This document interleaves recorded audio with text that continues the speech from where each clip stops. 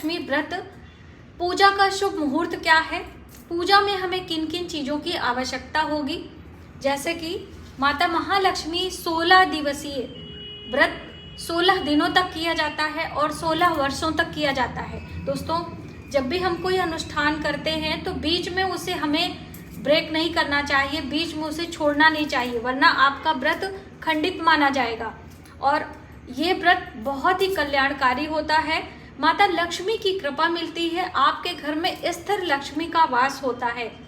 माता लक्ष्मी की पूजा भादो मास की शुक्ल पक्ष की अष्टमी तिथि से लेकर अश्वनी कृष्ण पक्ष की अष्टमी तक किया जाता है। यह कभी कभी 15 दिनों का, कभी 16 दिनों का और कभी कभी 14 दिवसीय भी हो जाता है। जैसा कि नवरात्रि में तिथियों के हेर फेर होने से कभी कभी हो जाता है। इस बार वर्ष 2025 में ये 16 दिवसीय माता महालक्ष्मी का व्रत भादो मास की शुक्ल पक्ष की अष्टमी तिथि हमको 31 अगस्त सुबह सूर्योदय के साथ ही मिल रही है। वैसे तो अष्टमी तिथि लग जा रही है 30 को ही, लेकिन हम मान्य करेंगे 31 अगस्त दिन रविवार को। और दोस्तों, इसे राधा अष्टमी के नाम से जाना जाता है, इसे दूर्वा अष्टमी के नाम से जाना जाता है और माता महालक्ष्मी व्रत सुरहिया व्रत के नाम से भी जाना जाता है। तो अब दूर्वा अष्टमी का बहुत बड़ा महत्व होता है। आप यदि काशी बनारस से बिलोंग करते होंगे तो वहाँ पे इसके नाम का मेला भी लगता है सुरहिया के, और वहाँ माता महालक्ष्मी की पूजा, अन्नपूर्णा माता की पूजा की जाती है। वहाँ पे कुंड भी है तो लोग स्नान भी करते हैं और धन समृद्धि, संतान, सुख समृद्धि पाने के लिए अपनी मनोकामना करते हैं, फेरा लगाते हैं और पूजा अर्चना करते हैं। तो आप अपने घर में इस व्रत को शुरू कर सकते हैं। मनोकामना पूर्ति के लिए कुछ चीज़ें चढ़ाकर शुरुआत करें और आखिरी के दिनों में 16-16 की संख्या में आप चढ़ाएं। तो देखिए, पूजा का मुहूर्त तो हम आपको बताने ही वाले हैं, साथ ही आप सभी के बहुत सारे कन्फ्यूजन हैं। महालक्ष्मी व्रत की कथा हम कब पढ़ें, साथ ही जैसे कि कनक धारा स्तोत्र पढ़ने का बहुत ही अच्छा दिन होता है, तो कनक धारा स्तोत्र का पाठ भी हमें करना है। अब देखिए, इसमें माता रानी की हम चौकी लगाते हैं, तो आपको चौकी पहले दिन से ही लगा लेनी है। सभी की सामर्थ्य 16 दिन व्रत करने की नहीं होती है। सोलहिया व्रत में 16 दिनों तक हम व्रत करते हैं, मंत्रों का जप करेंगे, कथा सुनेंगे। आखिरी वाले दिन हम इसका समापन पहला कर लें 31 अगस्त को, और बीच में पड़ रही है भादो मास की पूर्णिमा, ठीक है, आप उस दिन व्रत कर लें और आखिरी वाले दिन कर लें। बस इस तरह से आपको 3 व्रत करते हुए पूजा हर दिन करना है, मंत्रों का जप हर दिन करना है। तो देखिए, मंत्रों के जप के लिए आपको कमल गट्टे की माला लेनी है। तो ये रहा हमारा कमल गट्टे का माला। दोस्तों, हमने महालक्ष्मी व्रत कथा की जो पुस्तक है ये, और ये कमल गट्टे की माला और प्रतिमा आपको दिखाते हैं। ये सारा हमारा अभी प्रयागराज से आया है। जैसा कि 15 अगस्त की कई छुट्टियां थी और हमारे पति देव मुंबई आए हुए थे, तो हमने उनसे ये सारी चीज़ें मंगवाई थी। और ये है, देखिए, महालक्ष्मी व्रत कथा में हम यही वाली प्रतिमा इस्तेमाल करते हैं काफ़ी सालों से। तो ये वाली प्रतिमा हमने प्रयागराज से अपनी मंगवाई है। और अपना माला, क्योंकि जैसा कि माला, इसको रख दें हम प्रतिमा को, माला स्वयं का आसन होना चाहिए। तो देखिए, ये है कमल गट्टे की माला। और दोस्तों, टूटी तो नहीं है, देखो मैं, पता चला कि अभी मंत्र जप करने चलूँ तो टूट ही जाए, तो बिल्कुल भी हमारी माला टूटी नहीं है। आप देख सकते हैं, ये है कमल गट्टे की माला। और माता महालक्ष्मी के मंत्रों का जप करने के लिए कमल गट्टे की माला सबसे शुभ बताई गई है। वैसे तो आप स्फटिक की माला भी ले सकते हो, लेकिन कमल गट्टे की माला हो तो ज़्यादा अच्छा है। और इसे एक डिब्बे में करके कपूर डाल के हमने रखा हुआ था, वरना हर बार माला टूट जाती थी। और आप में से ही हमें एक बहन ने सजेस्ट किया था कि दीदी आप कपूर के डिब्बे में रखें तो आपकी माला कभी टूटेगी नहीं। फिर से हम उन्हें तहे दिल से धन्यवाद, शुक्रिया अदा करते हैं कि इतनी अच्छी सलाह हमको दी।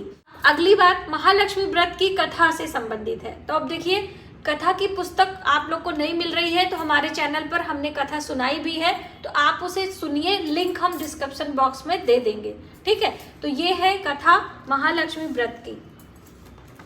अब पूजा में हमें बेसिक सामग्री क्या चाहिए, तो देखिए बेसिक की हम बात करें तो श्रीफल आपको जरूर चाहिए, क्योंकि श्रीफल माता महालक्ष्मी का प्रिय फल भी है और माता लक्ष्मी इसमें निवास भी करती हैं।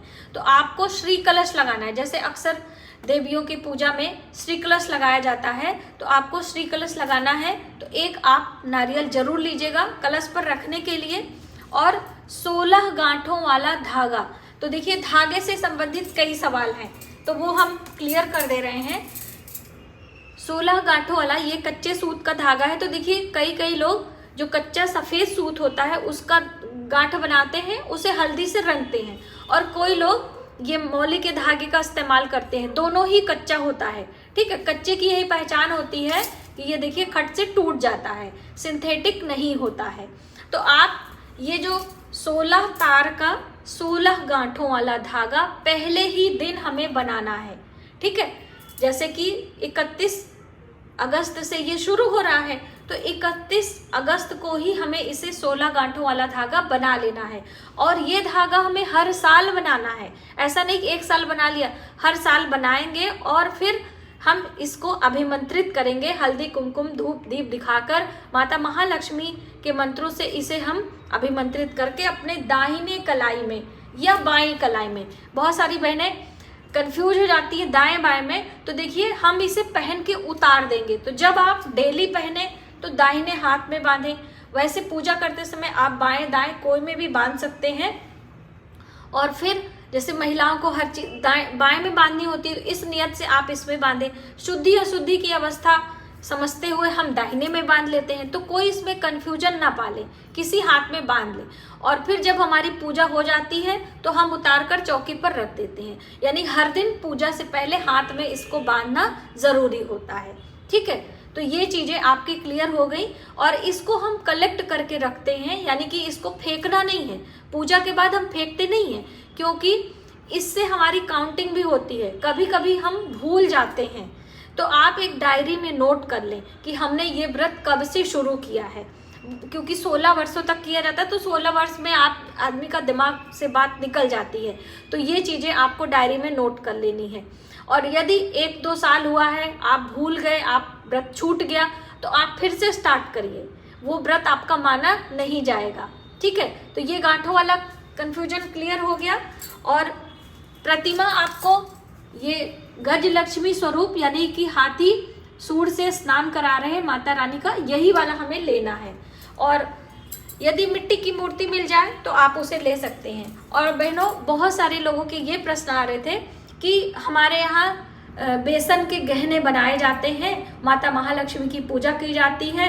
तो देखिए वो अलग प्रकार का है, जैसे कि गुजरात में, महाराष्ट्र में, साउथ की हम बात करें तो कई राज्यों में माता महालक्ष्मी की पूजा अलग प्रकार से की जाती है। लेकिन जो ये हम आपको बता रहे हैं, हमने इससे किया है, इसका हमारा खुद का अनुभव है और हमारे साथ हमारी बहुत सारी बहनों का भी अनुभव है, जो कि कमेंट बॉक्स में अक्सर कमेंट करके अपना रिव्यू देती हैं।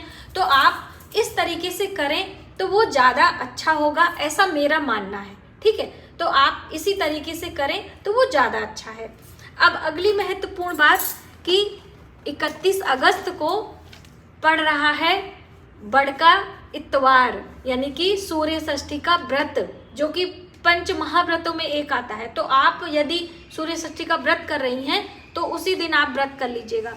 व्रत करने के क्या नियम हैं, जैसे कि ये महालक्ष्मी का व्रत है, तो जो लोग तो 16 दिन करेंगे वो लोग बीच में नमक भी लेंगे, दोनों समय फलाहार लेंगे, फल, जूस, नींबू, फ्रूट्स सब ले सकते हैं। लेकिन क्या है, यदि हम 3 दिनों का रख रहे हैं तो त्याग करेंगे। बहनों, एक चीज़ और बता दें कि यदि आप कहीं जा रही, कोई प्रॉब्लम है, तो आप आखिरी वाले दिन भी चौकी लगाकर सारी विधियां संपन्न करा सकती हैं। 16-16 संख्या में सभी चीज़ें आपको दान करना है। देखिए, अब कहीं अगर आपकी स्थिति मजबूत नहीं है, मतलब आपकी आर्थिक स्थिति अच्छी नहीं है, तब आप अपनी शारीरिक स्थिति को आगे बढ़ाएं। यानी आप स्वयं से इतना मंत्र जप पूजा पाठ इतने विधि विधान से करें कि माँ प्रसन्न हो जाए।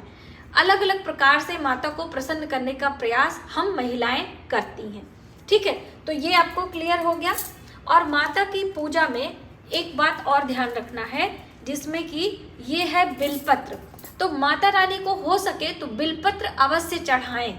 बिलपत्र चढ़ाने से माँ प्रसन्न होती हैं। तो बिलपत्र की माला भी चढ़ा सकते हैं, बिलपत्र आप ऐसे भी चढ़ा सकते हैं। जैसे भगवान शिव को प्रिय है तो माता रानी लक्ष्मी को भी बहुत ही प्रिय है। अब बात आती है दूर्वा की, क्योंकि ये है दूर्वा अष्टमी, है ना। तो दूर्वा अष्टमी पर ये दूर्वा घास सिर पर रखकर स्नान करते हैं। तो पहले दिन 31 अगस्त को आप जल में दूर्वा डालें या फिर दूर्वा अपने सिर पर रखकर स्नान भी कर सकते हैं।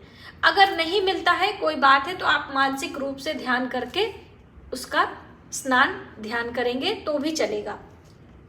अब पूजा में मंत्रों का जप कितनी बार करना है, जैसे कि 16 बार हम तिलक लगाते हैं, 16 बार हम अक्षत यानी 16 दाने अक्षत अखंडित लेकर माता को चढ़ाते हैं, 16 पुष्प चढ़ाते हैं। 16 पुष्प नहीं रहते हैं तो ये जो गेंदे वाले पुष्प होते हैं, गेंदे के पुष्प या फिर हम गुलाब के पुष्प तोड़कर भी चढ़ाते हैं। तो ऐसे टुकड़े टुकड़े करके तोड़कर भी आप चढ़ा सकते हो। ठीक है, तो इस तरह से भी आप चढ़ा दें। और माला हमें 16 बार जपनी है। कई बहनों ने कंफ्यूजन सोचा था कि हम माला, तो देखिए माला आपके ऊपर है, आप 2 माला करें, 3 माला करें, 4 माला करें, ये आपके समय और आपके श्रद्धा के ऊपर है। तो एक भी कर सकते हैं, सुबह एक कर लें, शाम एक कर लें। अब बहुत सारी बहनों के पास सुबह समय नहीं रहता, उनके पतिदेव ऑफिस जाते हैं, उनके बच्चे स्कूल जाते हैं, तो सुबह सवेरे आप क्या करें, थोड़ा जल्दी उठें। जब कोई इस तरह की विशेष समय आते हैं, विशेष दिन आते हैं, कोई अनुष्ठान होता है, तो थोड़ा सा हमें अलग सा प्रयास करना पड़ता है। तो सुबह उठकर स्नान ध्यान करके माता रानी की पूजा कर लें।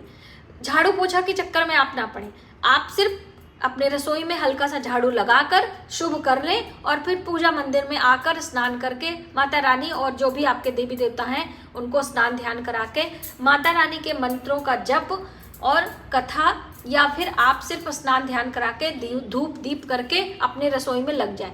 शाम के समय फिर से आप शुद्धता से कपड़े बदलकर आसन पर बैठकर मंत्रों की माला कथा पढ़ सकते हैं। ये आपके ऊपर है कि आप सुबह करेंगे कि शाम करेंगे पूजा, लेकिन हमें दोनों समय करनी है। आपके घर कोई आया है, आपने उन्हें विराजमान किया है, तो ऐसा थोड़ी कि आप सिर्फ शाम को नहीं करेंगे सुबह नहीं करेंगे, ऐसा नहीं होता है।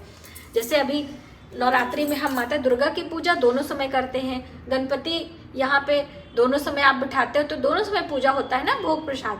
तो ये आप आइए दोस्तों जानते हैं कि कलश स्थापना पूजा का शुभ मुहूर्त क्या होगा। पहले दिन, तो पहले दिन 31 अगस्त दिन रविवार से महालक्ष्मी व्रत की शुरुआत हो रही है और सूर्योदय सुबह 5:58 पर हो रहा है। सूर्यास्त हो रहा है शाम को 6:44 पर।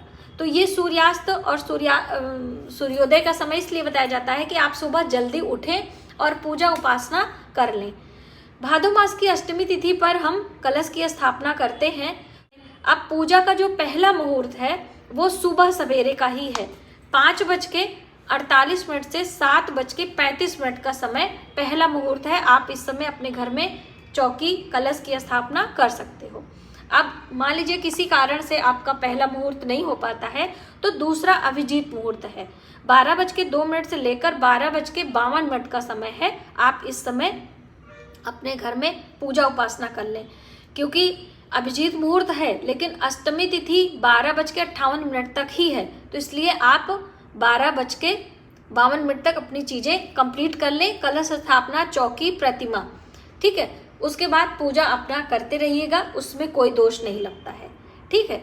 अब रविवार के दिन राहु काल का भी समय समझ लीजिए। तो शाम के समय राहु काल का समय है 5:08 से लेकर 6:41 का समय है। राहु काल में कोई विशेष पूजा नहीं करते, बाकी हर दिन की संध्या की पूजा तो आप कर ही सकते हैं, उसमें कोई परेशानी नहीं। जैसे कलश स्थापना हो गया या कोई और मंत्र विशेष कर रहे हैं तो उसमें हम राहु काल का ध्यान रखते हैं। तो ये थी जानकारी 16 दिवसीय माता महालक्ष्मी व्रत से संबंधित कलश पूजन और चौकी की स्थापना शुभ मुहूर्त। बहुत सारी बहनें परेशान थी तो मैंने सोचा एक वीडियो आपके लिए दे दूं और अभी आने वाले समय में लगातार हम आपके लिए इसके बारे में जानकारी लेकर आने वाले हैं।